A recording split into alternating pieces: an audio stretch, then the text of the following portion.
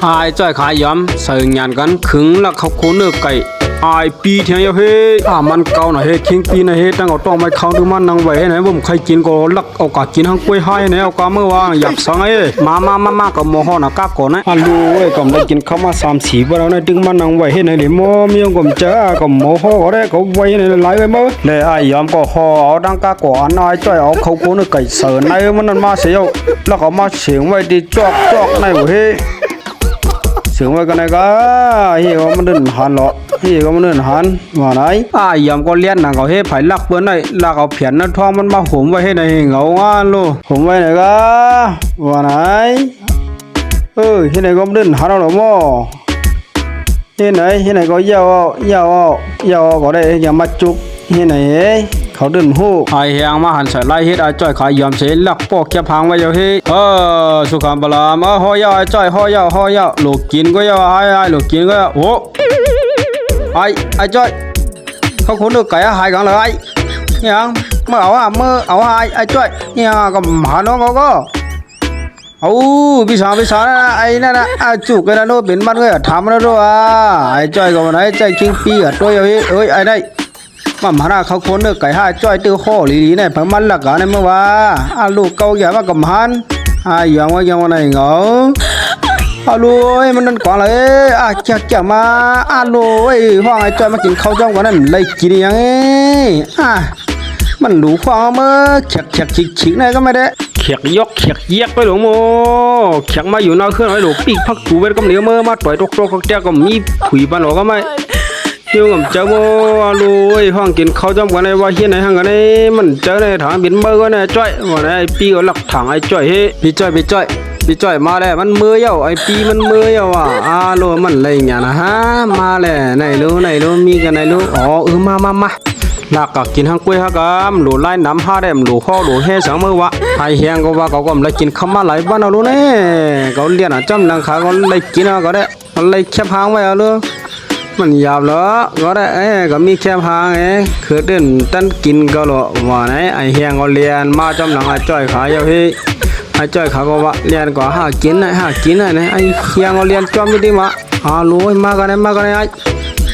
ได้หากินทั้งกล้วยหากันรวมมันไล่น้ำสายมันเหลือในบนหลูข้อมือหัวนั่งเยาวะกินอะไรจ้อยโลขายมาก็ได้กินขายเลยมาขายเลยมั่มขายหายมาเปิดด้วยน่ะไหนรู้แคบหางเมื่อไหนก็ได้เมื่อนี่เจ้ามาไหนเมื่อมันขายมันก็ได้โลกับขายก็เมื่อนี่เจ้าขายก็กำไมใหญ่เห็นนั่นกามาเลยมากินนะไอ้จ้อยก็เลยออกกลับมาไอ้เฮียงไอ้มังเต้ามันเฮ้ยโลคือลาลิเฮ็ดดีเก่าอย่างได้มาไอ้จ้อยก็มาไหนไอ้มือลาเจ้าก็มืออยู่ที่ไหนเก่าได้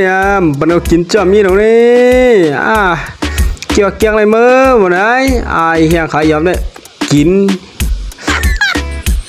เตรียมเฮ้ยไอ้จ้อยเลยมาเฮิร์นคิงปี้เฮ้ยก็ไม่คิงปี้โอ้ยออกมาเลยก็มาฮัลโหลมากันไหนเขาโคเนื้อไก่ห้ามมือไก่นั่นน่ะไอแห้งขายยอมหลักกินทั้งกล้วยขาขามาเราก่อนได้มือกันไหนมาเดี๋ยววันปีด้วยก็วันนี้จ่อยมาห้องคิงปีก็ไอแห้งเนี่ยว่ากำตวงโยอีมาก็ได้ก็ใครอีมาก็ได้มากินกล้วยเมื่อละปอฮัลโหลมันใครขึงลายเลียดเกี่ยงเฮ้ฮัลโหลปออีมาก็ได้วันนี้จ่อยเรียนมา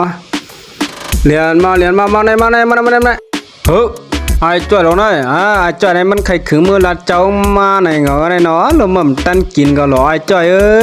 หม่ำตันกินก็ไอ้จ้อยหม่ำตันเก่าหัวไหนไอ้จ้อยก็กำลังปีเปิดกันไหน